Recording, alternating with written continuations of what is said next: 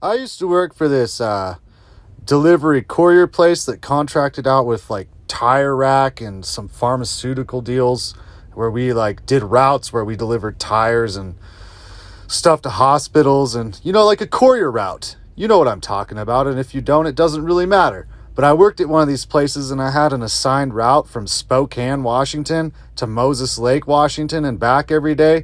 And that was fine. They hired me and they said, you know what? Based on who you are and everything, we're pretty sure that we could probably pay you about $12.50 an hour. And I was like, that would be ideal on account of the poverty line and everything. And then I started working for them and I got like my first paycheck. And then they said, oh, this is actually for $9.50 an hour on account of we're liars. So I was like, well, that doesn't work out super well for me. But since I have not gotten old enough or wise enough to stand up for myself yet, I'll probably keep working for you. And I did.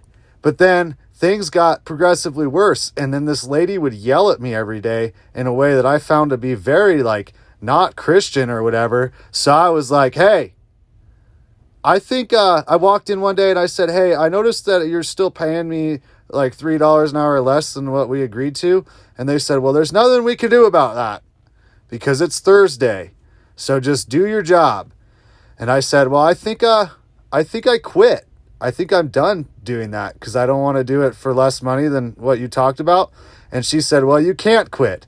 And then I remembered that I drove there in my car. And so I was just like, okay. And then I went out to my car and then I left. And then I never went to work there again. So I think I still do work there on account of I can't quit, but I haven't checked in years. Also, I used to work for this Mennonite guy, and that was kind of fine, except that his like 11-year-old son was way smarter than me and was like my boss. And one time we were taking apart a tractor and I said, hey, can you get me an 1 1/4 wrench? And he said, that's 1 1/8. I've known that since I was 9.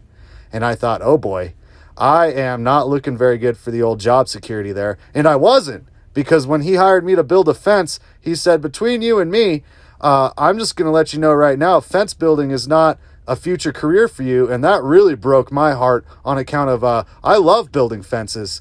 Anyways, what I'm trying to get at is that I've had a way worse jobs than this, and I think that this will be just fine.